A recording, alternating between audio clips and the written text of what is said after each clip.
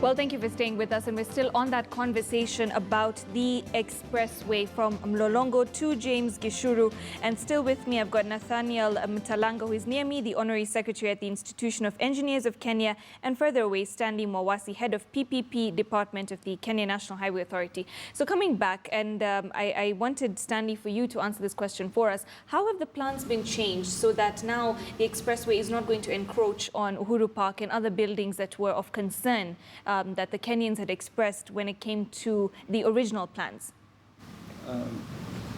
First of all, I would like to say that from the onset, there was no building that was coming down. We were not going to enter Uhuru Park the way it has been put.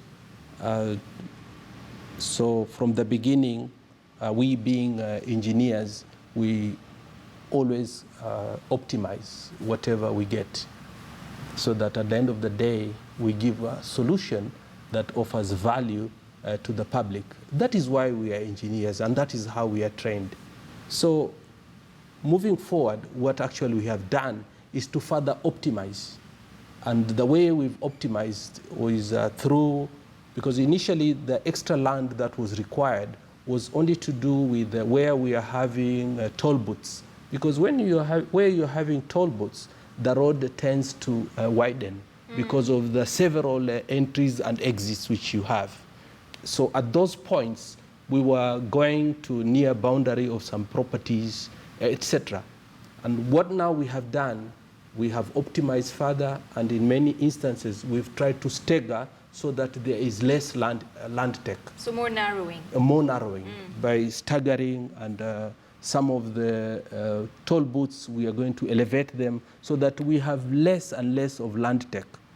At Uhuru Park, what has further been done, instead of having the entry and exit bang at the interchange itself, we have now pulled them a little bit back towards Bunyala, so that we can have less and less of any land that will go behind, any land uptake that will go behind the railway club, which is what people are calling Uhuru Park.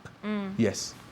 Okay, so thank you for clarifying that. Nathaniel, again, you know, before we were talking about the engineers and the role, as we know with the PPP, of course, we've got the China Road and Bridge Corporation doing the construction. So what is the role of the Kenyan engineers here? So thank you very much, Malika. You know, in Kenya at the moment, from our register, the Institution of Engineers of Kenya, we have 7,000 engineers. And we think now we have formed a critical mass to help move this country forward.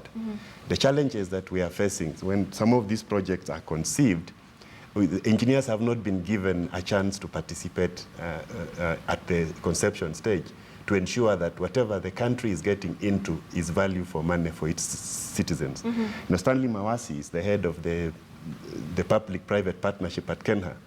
But you know, at the Treasury, there is the main PPU unit. Okay. We feel that it will be beneficial to the country if engineers were also incorporated to participate at that level. So that is the advocacy that you're currently ongoing? Yes, so that before the project is taken down to implementation, all these questions that are being asked at this stage should have been asked at that time, so that the public and everyone appreciates what is happening, and we know what the government is doing. You look at the Ministry of Infrastructure. You know, the CS is not an engineer. He has 4 permanent secretaries, and none of them is an engineer. So that advice, we feel, will be better if an engineer was at least involved at that level.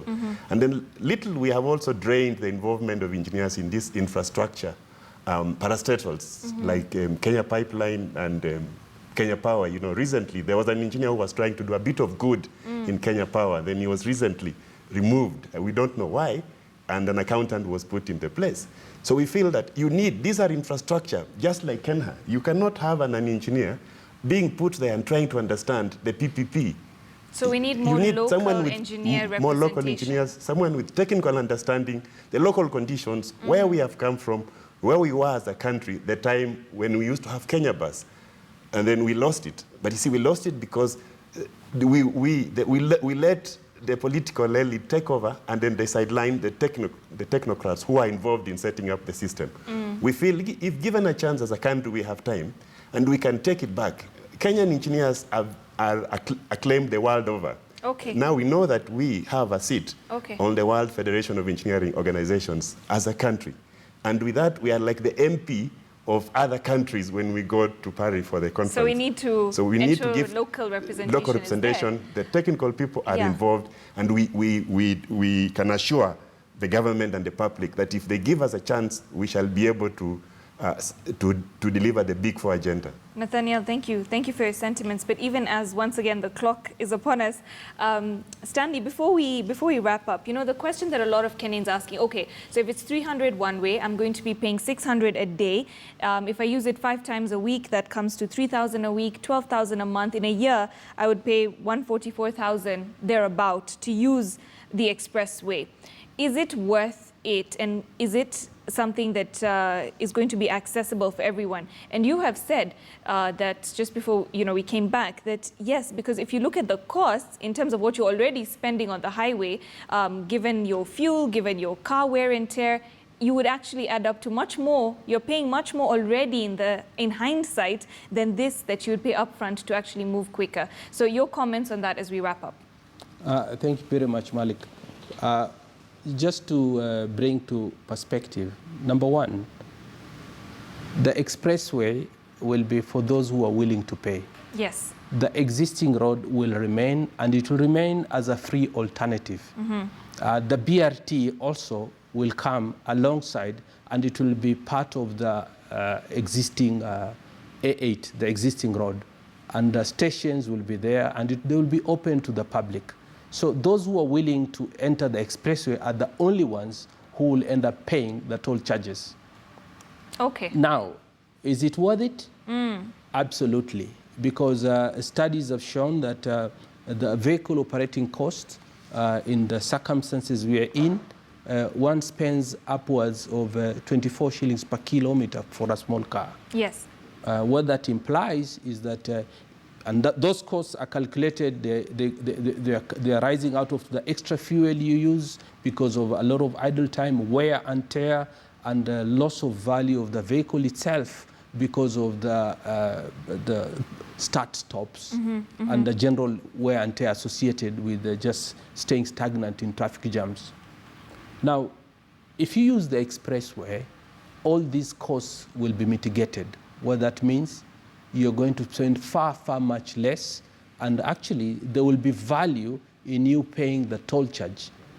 Let me add something here about the expressway. The expressway itself will also have facilities for two lanes which will be dedicated for emergencies. Okay. Now, these will be for public use, security, fire, ambulance, and they will not be paying. In addition to that, there will be services, as I'd hardly intimated. You may have bus companies or matatus which will come and they will say now they're offering expressway services, and those public vehicles will now be offering express services to the common mwananchi. So it's not going to lock out people the way that has been anticipated because of the fee. That's what you're saying? No, it will not lock out anyone as long as you pay the toll. Yeah. So a bus that is carrying public passengers or normal passengers, if it wishes to use the expressway, it will be allowed. Okay. Yes. All right. So, given our time, we're going to wrap up right there. Thank you so much for joining me, gentlemen. Thank you very much.